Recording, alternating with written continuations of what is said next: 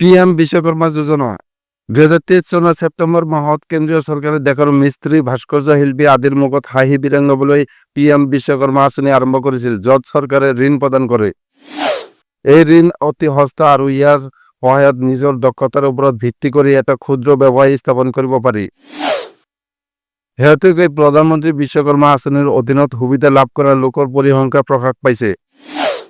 ৰাজ্যসভাত এক প্ৰশ্নৰ উত্তৰত বিত্ত ৰাজ্যমন্ত্ৰী পংকজ চৌধুৰীয়ে কয় যে বিগত এবছৰত প্ৰধানমন্ত্ৰী বিশ্বকৰ্মা আঁচনিৰ সুবিধা 2.02 লাখ লোকে লাভ কৰে আৰু ইয়াৰ অধীনত 1741 কোটি টকাৰ অনুমোদিত ঋণ দিয়া হৈছে। মিস্ত্ৰী, হস্তশিল্পৰে জড়িত লোক, শিপিনী, মৃৎশিল্পী, কমাৰ, দৰ্জী, মাছ ধৰা, জাল বনোৱা লোক, নাও নিৰ্মাতা, ভাস্কৰ্য শিল্পীসকলকে আৰম্ভ কৰি এই আঁচনিখনত 18 ধৰণৰ পৰম্পৰাগত বৃত্তিত নিয়োজিত লোকসকলক অন্তৰ্ভুক্ত কৰা হৈছে। প্ৰধানমন্ত্ৰী বিশ্বকৰ্মা আঁচনিৰ অধীনত সৰ্বোচ্চ 3 লাখ টকা পৰ্যন্ত ঋণ লাভ কৰিব পাৰি, যাৰ ওপৰত 5% সুত দিব লাগিব।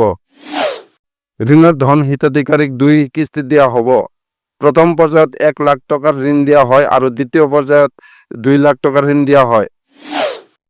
প্ৰধানমন্ত্ৰী বিশ্বকৰ্মা যোজনা অফিচিয়েল ৱেবছাইট pmvishwakarma.gov.in ৰ জৰিয়তে অনলাইন যোগে আবেদন কৰিব পাৰিব।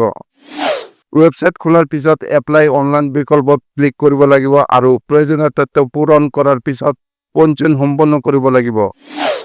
পঞ্জীয়নৰ বাবে হিতাধিকাৰীৰ আধাৰ কাৰ্ড, পেন কাৰ্ড, আয়ৰ প্ৰমাণপত্ৰ, পৰিচয় পত্ৰ, বাসস্থানৰ প্ৰমাণপত্ৰ আৰু বেংকৰ পাছবুক থকাটো বাধ্যতামূলক।